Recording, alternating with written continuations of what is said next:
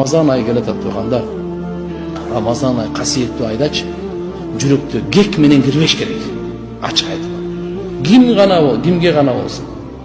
Кулга болобу, падыша болобу, жүрөгүңүз тазалап келиң Ramazan айга. Досуңузбу, тууганыңызбу, жүрөктү тазалап келиң. Ошон адамда кээде катасыз адам жок. Барыбызда жаңылыш бар. Кемчилик бардык адамдарда бар.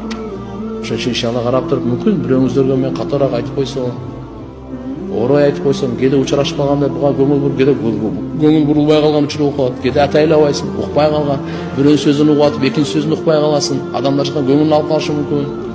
Бу кандай бой көтөрүп койду, мен укпай койду, менин көңүлүмдү бурубай койду деп айтып калышы мүмкүн. Ошон үчүн ушундай билген нерселерден да, билбеген нерселерден да кечиресиздер да туугандар.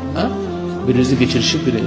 Ыйык Рамазан айга мындай альхамдулилля деп жакшылап кирели. Кудай калса Курандын нуру касиети насип болот деп.